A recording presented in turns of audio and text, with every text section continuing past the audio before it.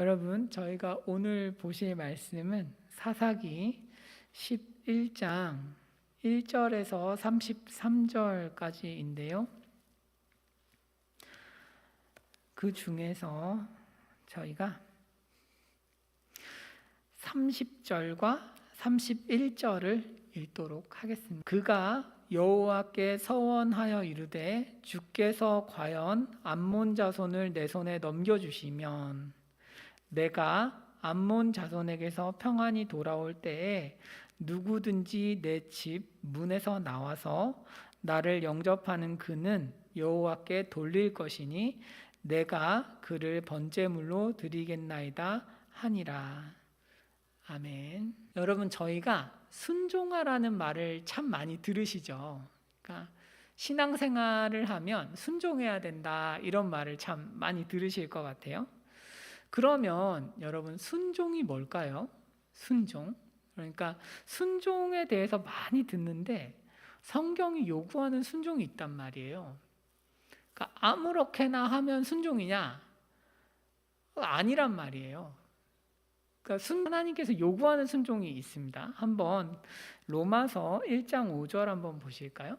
로마서 1장 5절을 보시면 이렇게 되어 있습니다. 그로 말미암아 우리가 은혜와 사도의 직분을 받아 그의 이름을 위하여 모든 이방인 중에서 믿어 순종하게 하나니, 이렇게 돼 있죠. 믿어 순종하게 되어 있습니다. 이게 직역을 하면 믿음의 순종이에요. 그러니까 믿음의 순종을 하게 하는 거죠. 순종이면 순종이지 믿음의 순종이 뭘까? 믿음의 순종을 하는 게 이제 그리스도인이란 말이죠. 일반적인 순종이 아니고 믿음의 순종을 해야 그리스도인으로서 바르게 순종을 하는 건데요. 오늘은 이 믿음의 순종이 무엇인지를 좀 집중해서 보면 좋겠습니다. 내가 하나님 앞에서 이러이러한 행동을 하고 있었는데 이것은 문제가 있었고 이것은 잘하고 있었구나, 이런 것들을 한번 돌아보는 시간이 되면 좋겠어요. 오늘 입다를 통해서 한번 살펴보겠습니다. 여러분, 사사기 11장 1절입니다. 우리가 이제 입다 이야기를 볼 건데요. 성경이 입다를 소개하면서 두 가지 정보를 제시합니다. 여러분, 첫 번째로 큰 용사라는 정보를 주고요. 두 번째로는 기생이 낳은 아들이다. 이 두 가지 정보를 주고 있습니다.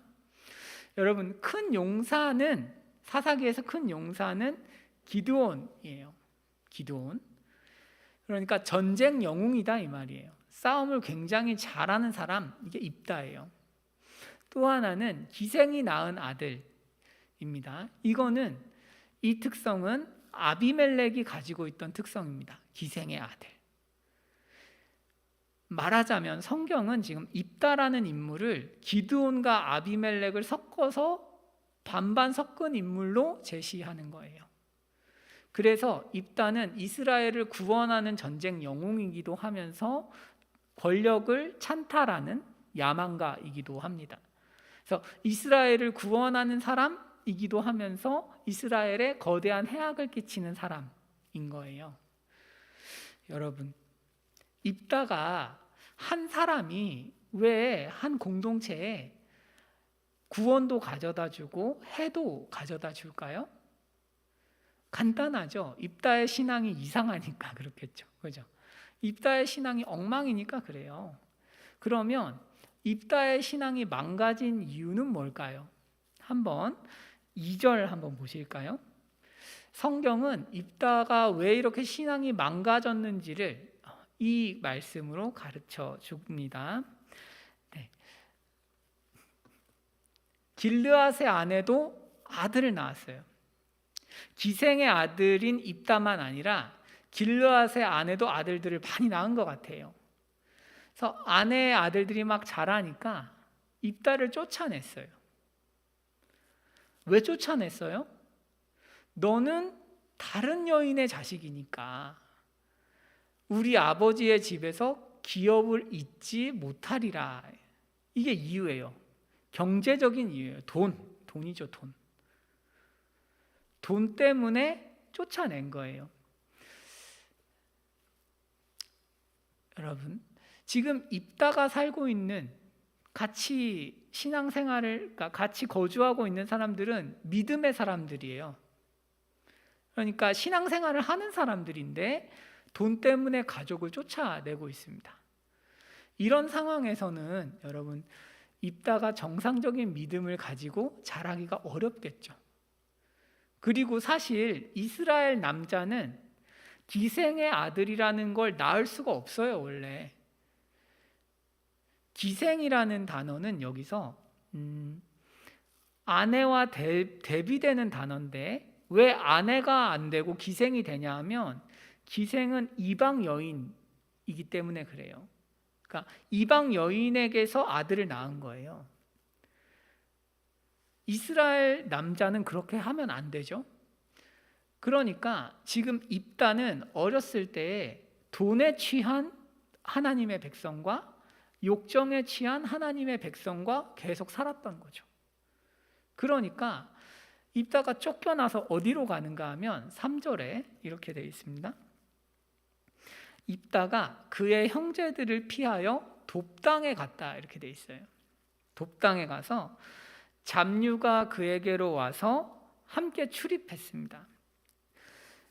입다가 돕당에 거주했고 잡류가 찾아왔어요. 여러분, 여기서 출입했다는 것은 산적질을 했다, 이렇게 해석하시면 되겠어요. 그러니까 잡류라는 사람들하고 같이 산적질을 한 거예요. 그래서 같이 말 타고 다니면서 이렇게 마을을 습격했다라고 이해하시면 되겠습니다. 입다가 산적 두목이 된 거죠. 산적 두목. 힘은 세니까 산적 두목이 된 겁니다. 여러분, 이런 입다의 모습에서 여러분은 누가 떠오르십니까? 교회 안에 믿음이 너무 연약한, 세상 문화에 너무 많이 이렇게 영향을 받고 있는 그런 청년들이 혹시 생각나지는 않으신가요? 수십 년 동안 신앙생활을 하신 분들은 오히려 더 어려운 측면이 있어요. 신앙생활 하는 데 있어서. 뭐가 어렵냐면 가만히 이렇게 보니까 아무도 진지하게 말씀을 믿지 않는 거예요. 같이 교회를 다니는데 교회 안에서 찬양도 하고 말씀도 배우고 설교도 듣고 교제도 하는데 그다지 사람들이 말씀을 진지하게 생각하지 않는다는 것을 수십 년 동안 배우는 거예요. 같이 신앙생활을 하지만 결국은 돈이 더 중요하고 욕심을 못 이기는 그런 성도들을 너무 많이 보는 거죠. 그러면 입다 같은 사람이 될 수 있는 거죠. 그래서 앞에서 여러분 예수님을 잘 믿으셔야 돼요 라고 제가 권면한다고 해도 사실은 이런 생각을 할 수 있는 거죠. 그래서 누가 진지하게 지키고 있냐고. 그래서 누가 정말 진지하게 말씀을 지키는가. 결국 관심사는 아파트고 배우자고 직장이고 세상적인 조건이 아니냐. 앞에서 말씀하지만 집에서 가만히 이야기를 들어보면 믿음의 삶에 대해서는 그다지 높게 평가하는 것 같지 않고 오히려 세상에서 잘된 사람들을 부러워하는 것이 우리 현주소 아니냐라는 거죠. 그러면 입다 같은 사람들이 계속 자라나는 거죠. 여러분, 그래서 우리가 청년들을 잃어버리기도 하고 청년들이 자발적으로 떠나기도 하죠. 하지만 여러분, 지금 사사기에서 꼭 입다의 가족 같은 사람들만 있는 건 아니죠. 믿음의 사람들은 또 따로 많아요. 야엘도 있고 훌륭한 믿음의 사람들이 있잖아요. 그러니까 여러분들이 교회에 오셔서 무엇을 하셔야 하냐면 믿음의 사람들과 한마디라도 더 하시는 게 굉장히 중요해요. 그러니까 소그룹을 왜 만들어 놨냐 하면 믿음의 사람과 교제하라고 만들어 놓은 거죠. 아, 하나님의 말씀을 진지하게 믿는 사람은 이런 거구나. 이런 태도를 가지고 있고 하나님의 말씀을 진지하게 믿는 삶이 좋은 거구나 라는 것을 배우는 거예요.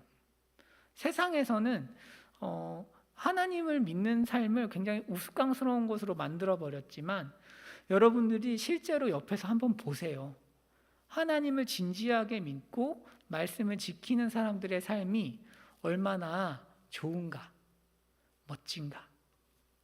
그런 것들을 우리가 소그룹 안에서 배우면 좋겠고, 여러분들이 자꾸 믿음 좋지 않은 사람들을 찾아다니면서 신앙생활 하지는 마세요.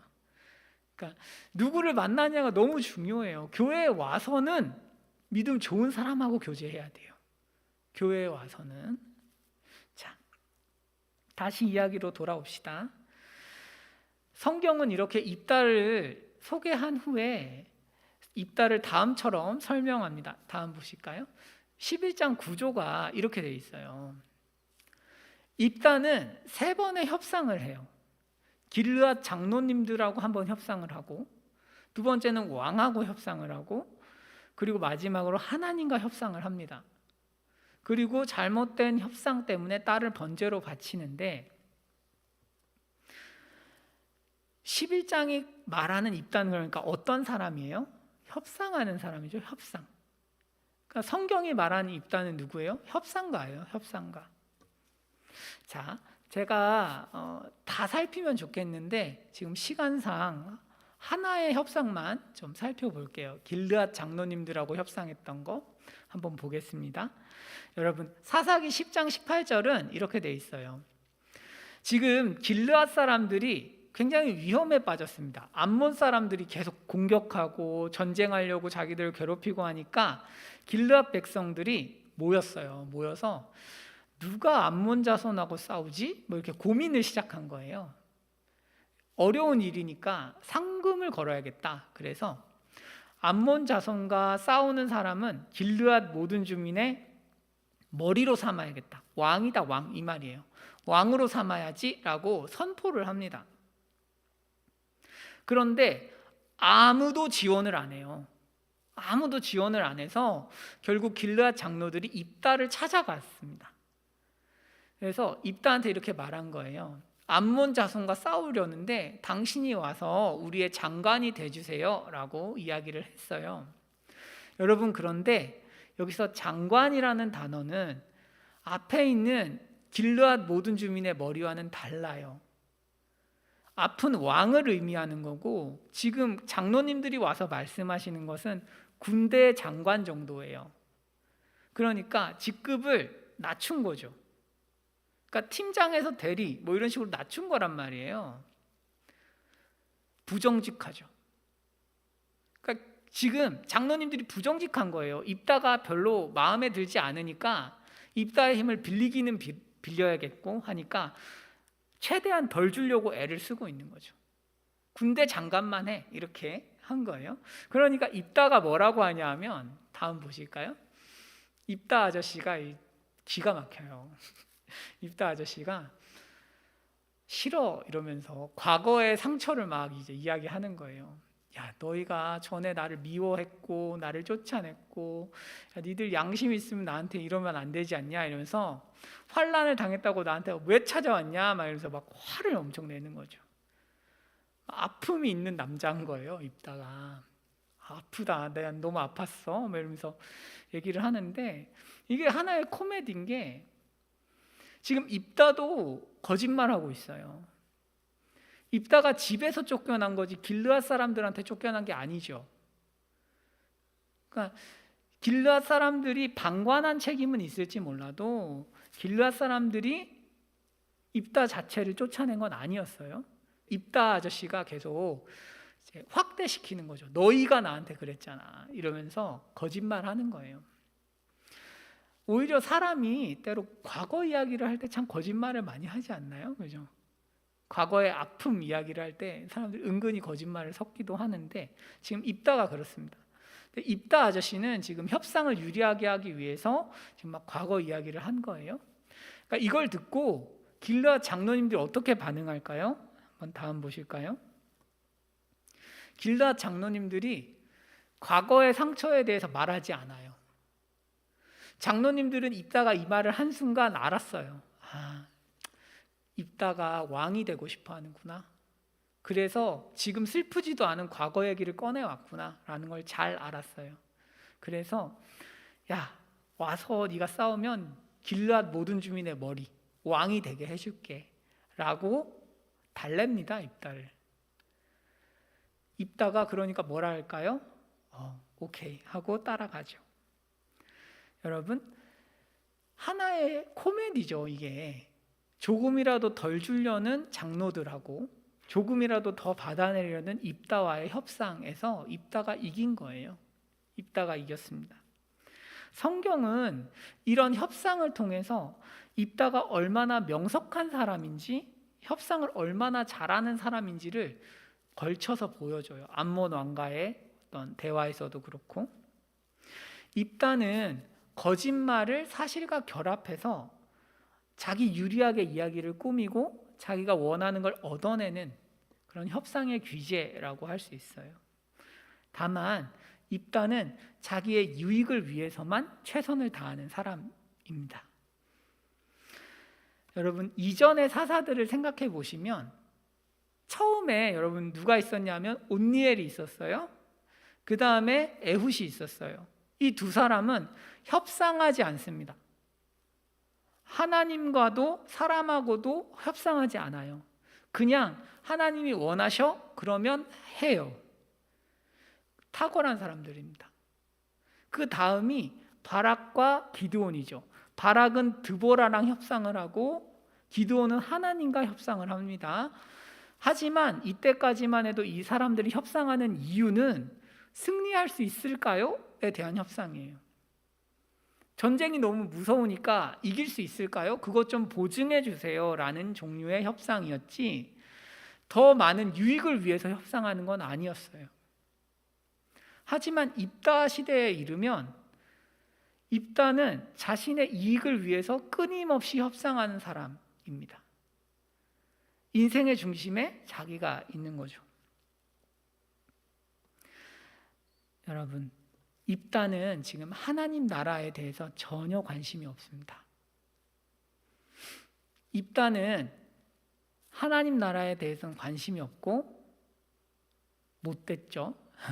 지혜롭고 자기 유익을 위해서 오만술수를 다 쓰는 그런 사람이에요. 입다는 하나님께 순종한다는 개념이 없어요. 그는 오직 자신의 유익을 위해서만 막 움직이거든요.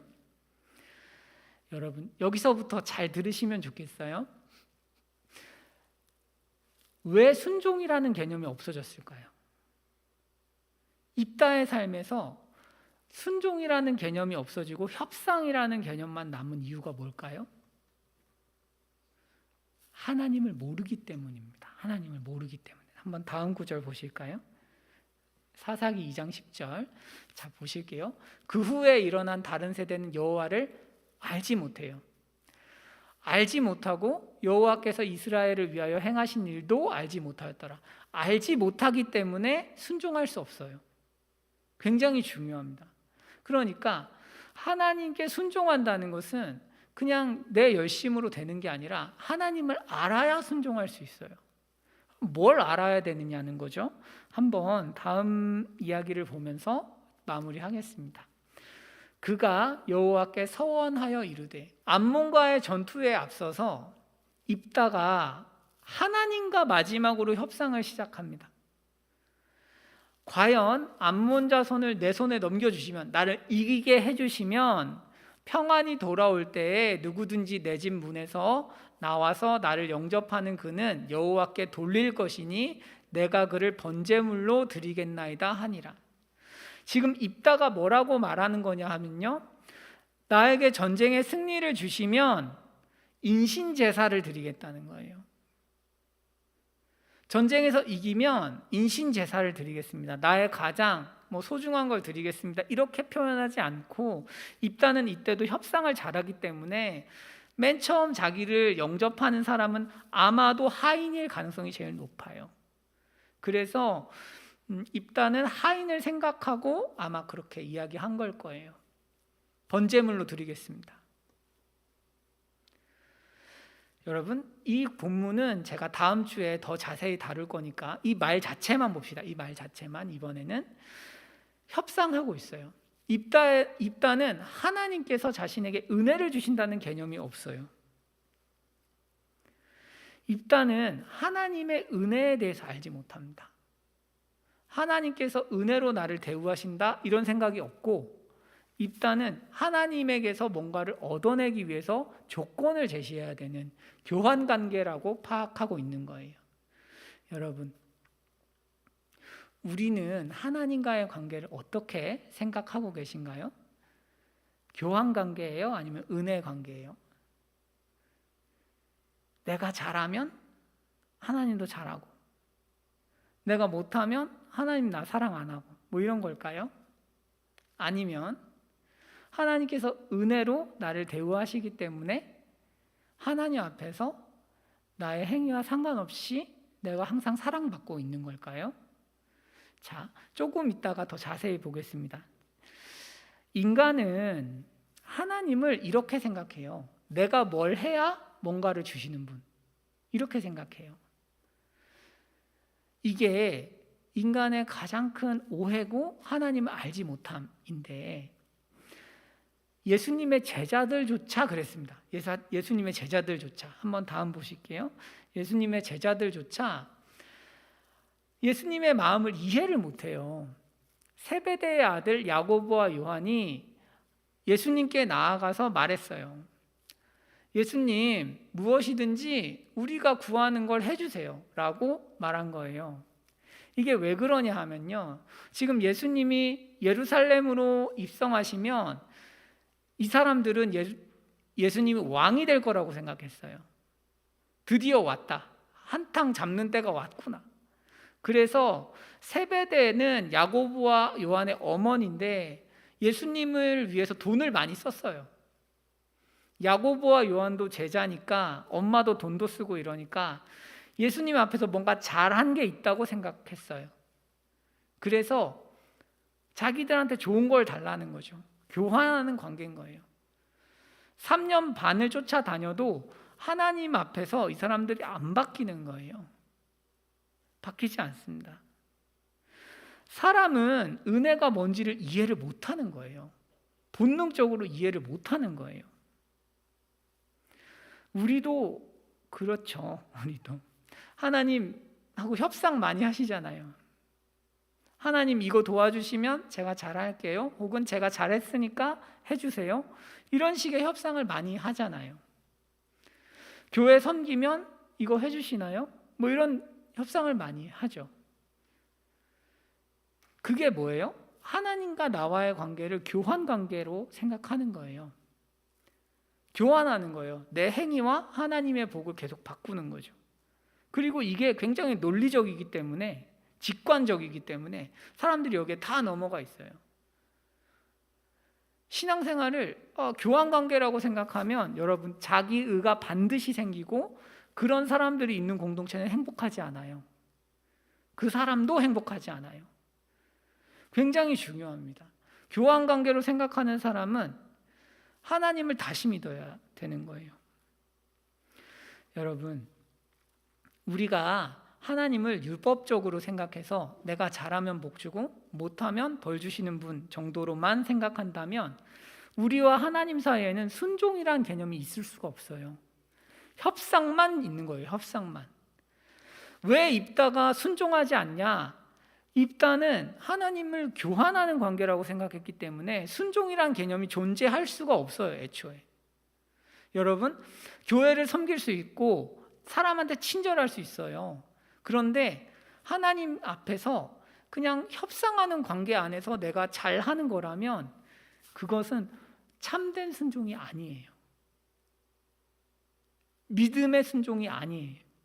그냥 겉으로 보이는 거고, 사람들 눈에는 그 사람이 꽤나 종교적이고 거룩한 사람으로 보일 수 있지만 그 사람은 순종하고 있는 게 아니에요.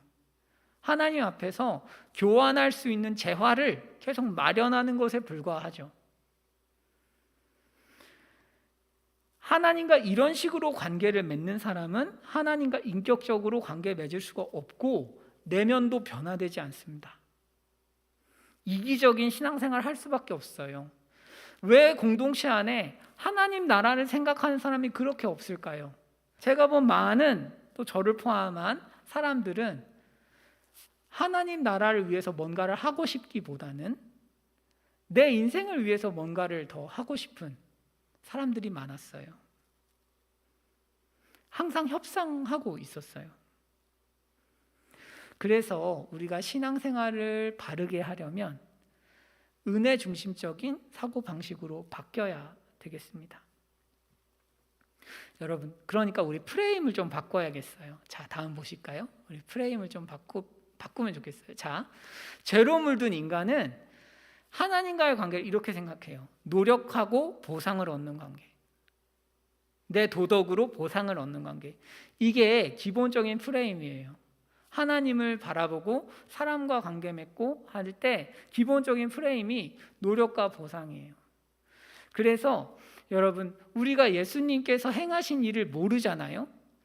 우리가 받은 은혜와 구원이 선물로 주어졌다는 걸 이해하지 못하는 사람은 절대로 순종할 수조차 없어요. 도덕적일 수 있어요. 순종은 못해요. 자, 하나님께서 우리에게 주시고 싶은 관점은 뭘까요? 우리는 이 생각을 하면서 살아야 돼요. 은혜로 받고 감사로 올려드리는 삶이에요. 선우가 달라요. 이해 가실까요? 하나님이 먼저 은혜를 주시는 거예요. 죄와 사망의 권세에서 우리를 구원하셔서 영생을 주시는 거예요. 이 말이 여러분 너무 믿겨지지 않기 때문에 예수님도 그걸 잘 아셔서 우리 삶에 보이는 은혜를 주세요. 삶의 변화를 주시고 그러면 그걸 가지고 감사로 우리 삶을 드리는 거예요. 그러면 하나님께서는 잘했다고 더 큰 은혜를 주시죠. 그래서 은혜와 감사가 계속 순환하는 신앙생활을 하셔야 돼요. 둘 중 하나예요. 우리는 신앙생활을 노력과 보상 아니면 은혜와 감사 이 두 카테고리 안에서 왔다 갔다 하는 거거든요. 그래서 신앙생활은 내가 열심히 하면 나 컨디션 좋아가 아니에요. 신앙생활을 하는 이유가 중요해요. 하나님께서 내게 주신 것이 너무 감사하기 때문에 그 은혜가 감사하기 때문에 내가 감사로 열심히 하는 것과 내가 이만큼 해서 뭔가를 얻어내려고 하는 것과는 완전히 다른 것이죠. 그래서 여러분 날마다 하나님 주신 은혜를 기억하는 것, 찾는 것이 그렇게 중요한 거예요. 여러분 은혜와 감사 이 사이클로 들어오셔서 신앙생활을 하셔야 은혜가 점점 커지죠. 그런데 노력과 보상이라는 프레임에 들어가면 쓴뿌리가 생겨요. 아무리 열심히 해도. 자, 다음 보실게요. 성경은 쓴뿌리가 난다 이렇게 표현을 해요. 여러분들 막 쓴뿌리 마음의 고통이라고 할까요? 하나님을 향한 오해와 화라고 할 수 있어요.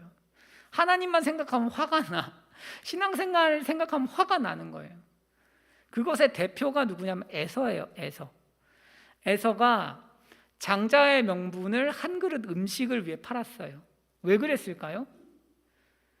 에서는 이삭에게 요리를 잘 갖다 바치면 장자권, 구원을 얻을 수 있다고 생각했어요.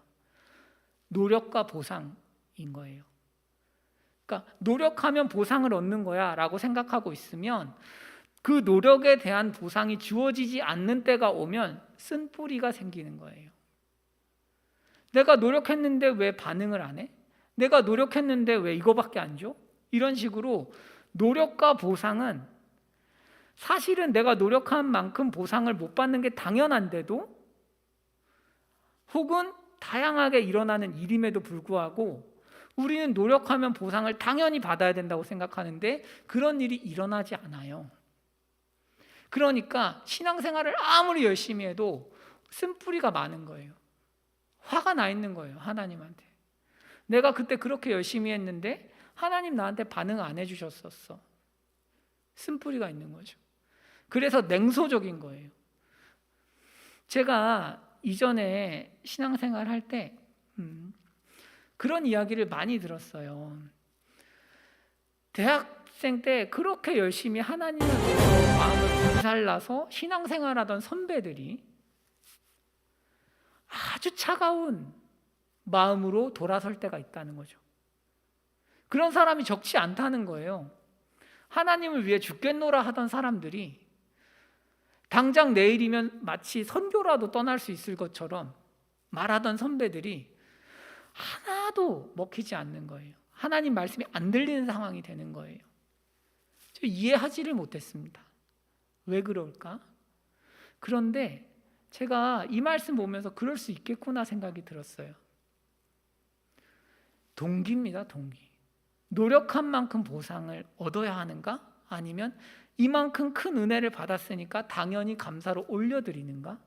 그 차이죠. 그래서 이 차이가 쓴 뿌리가 있는 삶과 그렇지 않은 삶을 만들어냅니다. 갈라버리는 거예요. 그래서 지금 히브리서 저자가 이렇게 얘기하죠. 너희는 하나님의 은혜에 이르지 못하는 자가 없도록 하고, 삶을 바라볼 때 하나님의 은혜를 깊이 묵상하라는 거예요. 오늘 하루 주셔서 감사하네. 나에게 이런 가족을 주셔서 감사하고, 하나님께서 나를 죄에서 구원해 주셔서 감사하고, 일할 수 있는 직장과 힘을 주셔서 감사하고, 감사하니까 그 은혜를 묵상하니까 감사하고, 감사하니까 열심히 하나님께 올려드리는 삶, 그게 이제 은혜에 이르는 삶이에요. 그런데 그게 아니라 우리 삶을 이렇게 바라보는 거죠. 오늘도 열심히 노력해서 하나님께 뭔가를 얻어내야겠군. 내 초라한 삶을 더 낮게 만들려면 하나님의 복이 필요한데, 그러려면 내가 굉장히 열심히 해서 내 초라한 삶을 장식한 어떤 복을 얻어내야만 하겠군. 그러려면 내가 꽤나 노력해야겠어. 여러분, 틀려요. 아시겠죠? 그렇게 하면 안 돼요. 그게 아니고 지금 주어진 것을 겸손한 마음으로, 기쁨으로 계속 찾으세요. 조금 여러분 어려운 이야기지만 사람은 항상 감정에 취해 있어요. 무감각한 것도 감정의 한 형태죠.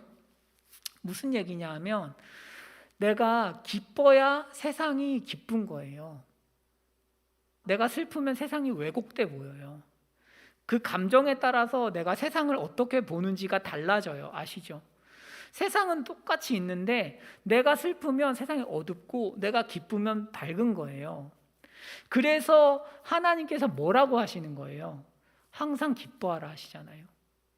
왜 우리가 항상 기뻐해야 할까요? 기뻐야 삶을 정확하게 해석할 수 있기 때문에 그래요. 슬프면 삶을 정확하게 해석할 수가 없어요. 여러분들이 슬픔 안에서 보는 세상은 거짓이에요. 슬픔 안에서 내 삶은 왜 이 모양이야? 땡, 틀려요. 아니에요. 기쁨으로 세상을 보셔야 돼요. 나 자신을. 하나님이 나 같은 사람을 사랑해 주셔서 너무 좋다. 기쁨이에요. 그리고 그 기쁨을 유지하기 위해서 뭐 해야 돼요? 범사에 감사해야 되는 거죠. 굉장히 중요합니다, 여러분. 기쁨을 유지하기 위해서 감사하고, 감사하면 기쁜 거예요. 이 중간에 뭐가 있어요? 기도가 있는 거죠. 그래서 여러분들이 기도를 하시더라도 내 초라한 인생을 뭔가 더 낫게 만들려고 하는 기도는 땡, 틀려요. 아닌 거예요.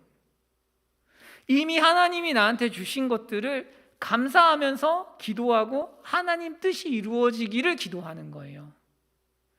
하나님, 이렇게 아름다운 제 인생에 하나님께서 이루실 일이 있다면, 하나님을 위해서 제가 이루어야 하는 일이 있다면 뭘까요? 라고 질문하면서 기도하시는 거예요. 그게 신앙생활이에요. 그리고 그게 정확한 거예요. 슬픔과 원망, 분노, 그런 어떤 시선을 가지고 세상을 보고 나 자신을 보면 여러분 절대 하나님 주신 시선이 아니에요. 그래서 감사하는 프레임이 굉장히 중요해요. 은혜와 감사, 이 프레임으로 가셔야 돼요. 보상과 노력 아니에요. 그러니까 노력과 보상 아니고 은혜와 감사. 자, 입다에게도 하나님께서 먼저 뭘 주셨냐 하면 은혜를 주셨어요. 굉장히 중요합니다. 자, 29절 볼까요? 11장 29절에 이에 여호와의 영이 입다에게 임하시니. 자, 입다가 서원한 거는 30절 31절이에요. 입다는 하나님의 영이 임하셨는데 몰라요. 영적으로 얼마나 둔감한지 아시겠죠? 그러니까 이미 하나님께서는 입다의 기도를 듣기 이전에 입다가 암몬 자손을 이길 수 있도록 조치를 다 취하신 거예요. 이미 은혜를 주셨어요. 그런데 입다가 이걸 모르는 거죠. 모르고 혼자 안달하는 거죠. 입다 이야기에서 입다도 길르앗 사람들도 하나님을 사랑하지 않습니다. 하나님에 대한 관심이 없어요. 완전히 버렸어요. 그런데 하나님께서는 입다를 도우시는 거예요. 자격이 없지만 은혜를 주시죠. 우리가 입다를 보면 너무 어리석잖아요. 왜 서원을 해? 이렇게 생각하지만 입다가 생각할 땐 당연한 거죠. 우리가 생각해도 하나님께 잘한 게 없다. 그러니까 뭔가 약속이라도 하고 뭔가 줄 게 있는 것처럼 말이라도 해야 된다라고 생각한 거죠. 그래서 그 결과가 뭐예요? 딸을 인신제사로 바치는 거였죠. 하나님을 완전히 오해한 거죠. 여러분, 비록 죄에 물들었지만 하나님은 입다를 사랑하셨어요. 그러니까 여러분, 우리도 마찬가지예요. 우리도 마찬가지. 우리 중에 어떤 분들은 한 주 동안 너무 엉망으로 실패한 삶을 사셨을 수 있어요. 하나님 앞에서 잘한 게 하나도 없는 삶일 수 있어요. 마치 지금 입다처럼. 하나님 앞에 잘한 건 아무것도 없는데 뭔가 삶의 문제들은 계속 다가오니까 어찌할 바를 몰라서 발을 구르고 계실 수도 있어요. 하나님이 나 같은 걸 도와줄까? 우리는 하나님을 나처럼 생각하죠. 자기처럼 생각해서 나라도 안 도울 거야 이런 생각을 할 수 있단 말이죠. 그러나 아닙니다, 여러분. 하나님의 백성을 하나님은 도우시기를 원하세요. 하나님의 사랑은 우리 조건에 있지 않고 하나님 안에 있기 때문에 그래요. 우리는 누군가를 좋아하면 외부적인 요인이 있어요. 예쁘니까, 잘생겼으니까, 돈 많이 버니까, 능력 좋으니까, 친절하니까, 나한테 잘해주니까 외부적인 요소 때문에 그 사람을 좋아하는 거예요. 하지만 하나님은 그 외부적인 요소가 없어요. 그냥 하나님 자체가 사랑이셔서 내부적인 조건을 가지고 계세요. 하나님이 사랑이셔서 그냥 아무 조건 없이 우리를 사랑하시는 거죠.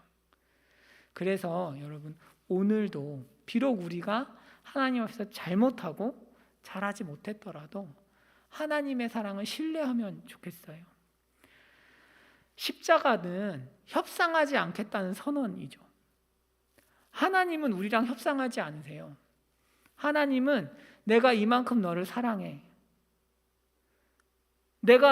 너가 뭘 하면 내가 널 구원해주고 네가 나한테 잘하면 내가 잘해주고 이런 관계가 아님을 증명한 게 십자가죠. 우리가 죄인 되었을 때 주신 십자가니까. 협상하지 않아요. 하나님께서는 우리에게 그냥 부으시는 거예요. 사랑을 부으시는 거예요. 그렇기 때문에 자격 없는 사람도 받을 수 있는 거죠. 이 사랑을 아는 사람은 하나님과 협상을 그칩니다. 협상하지 않아요. 내가 받는 사랑이 어떤 것인 줄 안다면 협상을 그치고 하나님께 순종할 거예요. 여러분, 앞에서 미성숙한 모습을 보이던 제자들, 이 사람들 어떻게 변했을까요? 베드로가 요한복음 끝에 가면 베드로에게 예수님께서 이렇게 말씀하세요. 나를 사랑하냐? 그러니까 베드로가 주님 아신다 그래요. 그럼 이제 내 양을 쳐라 그러죠. 베드로에게 3번 이야기하시는데 이 가운데서 베드로가 이런 말 하지 않아요. 양치면 뭐 줘요? 양치면 뭘 주나요? 더 큰 상급이 있나? 이런 말 하지 않아요. 왜? 은혜를 알았기 때문입니다. 하나님이 나를 사랑하시는구나. 조건 없이 나를 사랑하시니까 나도 조건 없이 사랑해야겠다 라는 그런 마음이 있는 거죠. 그게 참된 순종이에요. 참된 순종. 자, 여러분 말씀을 마무리하겠습니다. 이번 주에는 우리가 하나님께 조건을 달지 않고 순종해 보면 어떨까요? 한두 개 정도라도요. 그러니까 조건 달지 않고 그 어떤 조건 없이 그냥 감사하는 마음으로 그냥 순종을 해보시는 거죠. 하나님께서 나한테 이런 삶을 주셨으니까 너무 감사하다. 그러니까 내가 뭔가를 줘야겠다. 무슨 조건을 달지 마시고 주위 지체들을 섬기신다든지 격려하신다든지 시간을 보내주신다든지 코로나라서 그건 어렵겠네요. 칭찬하신다든지 나에게 그 어떤 보상을 줄 수 없는 사람에게 한번 해보세요. 그러니까 괘씸하고 불쌍하거나 무관심하게 내가 대했던 사람들이라도 상관없습니다. 여하튼 내가 하나님의 사랑을 받는다는 이유만으로 한번 순종을 해보시면 좋겠어요. 그게 우리에게 참된 순종이 무엇인지를 잘 가르쳐 줄 겁니다. 기도하겠습니다.